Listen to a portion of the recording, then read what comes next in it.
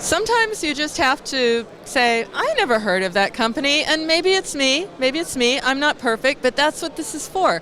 An event like this is to get to know new faces and just connect. So I'm connecting with Arpit Jain, who is founder and CEO. So I really picked the one. I picked the boss. I have the boss of PubScale just by accident, lucky me. So Arpit, first of all, PubScale, tell me about it. Yeah, so we are an 11-year-old company called GreedyGame. PubScale is our new product. PubScale is a monetization and user acquisition platform which is available for mobile game developers and app developers. We have combined all our experience of the last 11 years and built out products which help indie developers as well as big developers to scale up their business. And there are two ways to do that: get users and get revenue. So we have multiple offerings on both sides. With PubScale, what we have done is we've collected all of that offerings and put them under one hood, so that for any publisher it's easy to look at their business side, whether it's on the acquisition side or the monetization side. And then we always try to approach it as make it very, very simple for any publisher to grow, so that they can focus themselves on making best games and best apps, and they don't have to worry too much about the business side of things. That makes a lot of sense for indies because they really, really are passionate about their games. They don't want to get into this. In fact, the whole D2C opportunity is actually a nightmare for them. Payments, a nightmare for them, but you have to know it. So what am I getting in PubScale? I just mentioned a couple. Again, payments, scaling through the right monetization model. So what is it? Is it more of a BI or is it more of a sort of managed service? It's sort of like a managed service, but there are multiple offerings. So for example, when you launch a game, initially you look out for new users. So you can come to PubScale and to get some user acquisition. You can get some quick installs, quick users to test out your product, understand you know what kind of retention you are getting, what kind of engagement you are getting, and scale them up on a self-serve platform. Then when you have a certain set of users and you're looking for expanding your monetization channels, we have multiple offerings on ad monetization, starting from something called immersive ads, which is a kind of a new way of putting ads in games.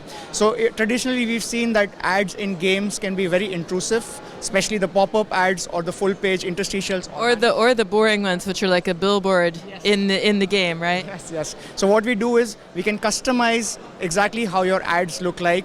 Some of the examples are here. So you can put up an ad like in a drone, on a virtual billboard within the game, or just like a button, and it gives you an incremental revenue opportunity.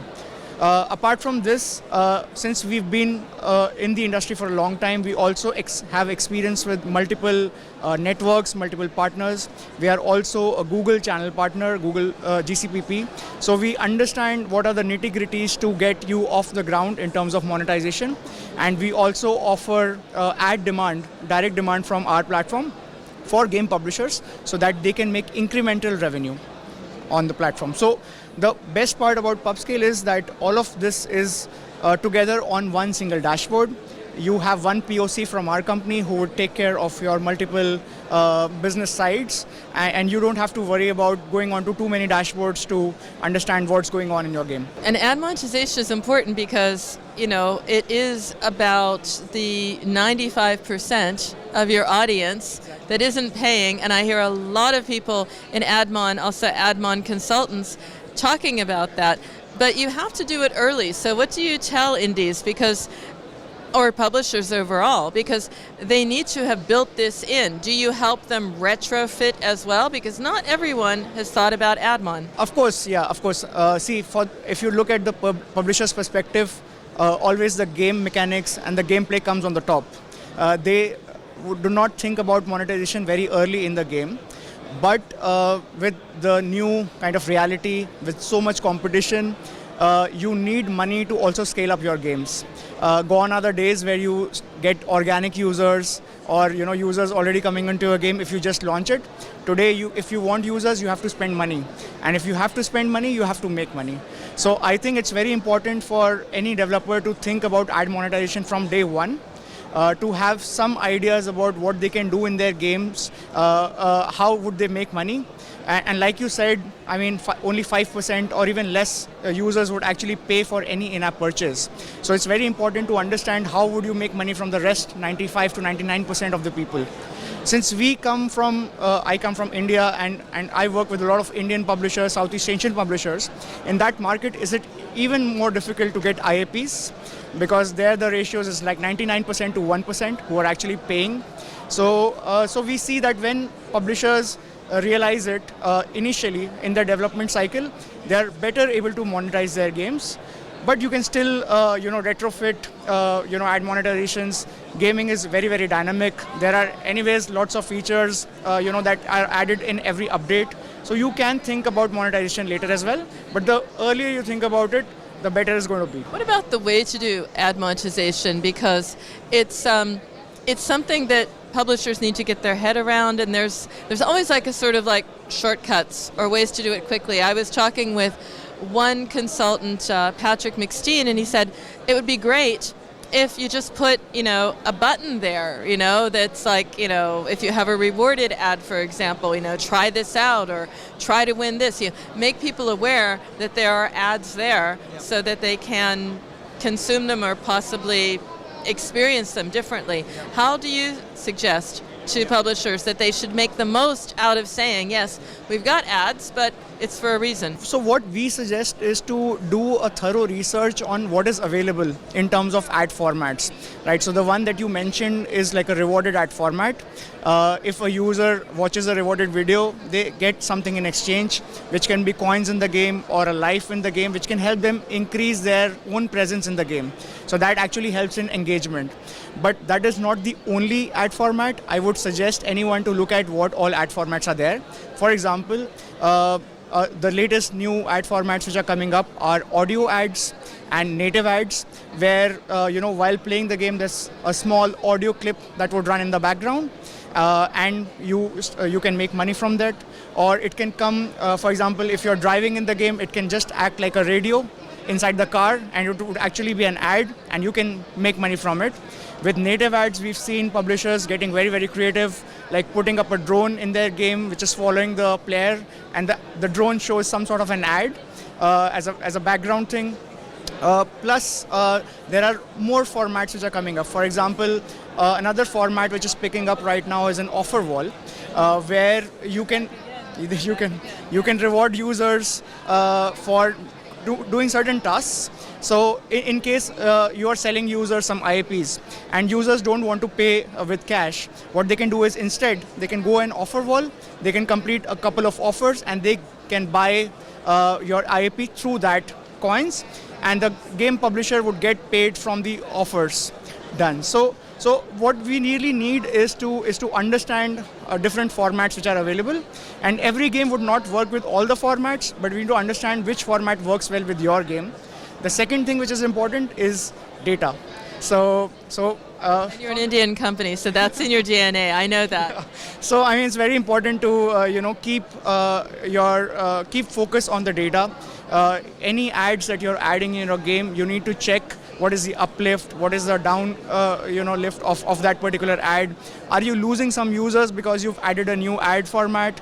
Is that ad format ruining the experience? Is that ad format enhancing the experience?